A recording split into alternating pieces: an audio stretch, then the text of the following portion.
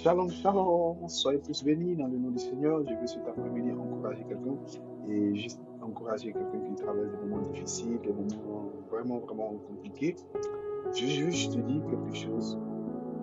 Ne te soucie pas, ne t'inquiète pas. Mais je veux juste te lire un petit passage qui se trouve dans le livre de Matthieu, chapitre 6, à partir du verset 28.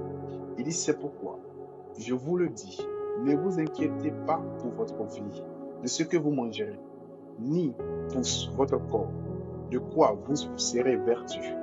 La vie n'est-elle pas plus que la nourriture et le corps plus que le vêtement? Ici, c'est le Seigneur qui nous parle. Il nous dit, ne vous inquiétez pas. Je vais te dire quelque chose. Tu t'inquiètes par rapport à quelque chose. Tu t'inquiètes par rapport à ton avenir. Tu t'inquiètes par rapport au travail, à ta situation. Mais je veux juste te dire, ne t'inquiète pas. Car le Seigneur te dit dans sa parole, dans le livre de Matthieu chapitre 6, verset 25, il dit, c'est pourquoi je vous le dis, ne vous inquiétez pas pour votre vie, de ce que vous mangerez. Ne t'inquiète pas de ce que tu vas manger. La Bible dit quoi? Le lendemain prendra soin de soi. La seule chose que tu vas t'inquiéter, c'est de ton âme. Où iras-tu après la vie sur terre? Après ton passage sur cette terre, où tu iras après? Soit tu iras au paradis ou tu iras en enfer. Je ne sais pas.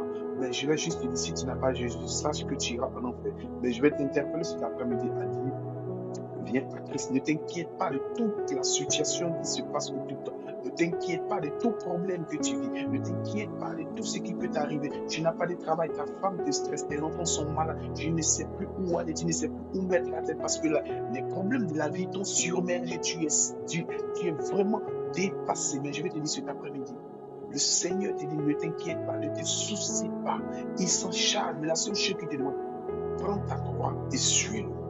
Prends les soucis, pas tes problèmes, parce que quand tu dis mon problème, c'est comme c'est pour toi, tu restes dans la même place. Mais je vais te dire cet après-midi, ne te soucie plus. Il dit, c'est pourquoi je vous le dis, ne vous inquiétez pas pour votre vie, de ce que vous mangerez, pour votre corps, de ce que vous serez vertu.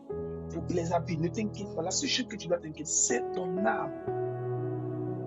Soucie-toi de ton âme. Où est-ce que tu iras après? Tu es jeune, tu veux vivre la vie, mais si tu tombes aujourd'hui, où tu iras? Tu aimes la belle vie, tu aimes les femmes, tu aimes les hommes, tu aimes tout ce qui est, tu brilles, tu veux le mal, tu veux l'apparence, mais après ça, où est-ce que tu iras après? Lorsque le Seigneur te rappellera à lui, où est-ce que tu vas passer tout le temps?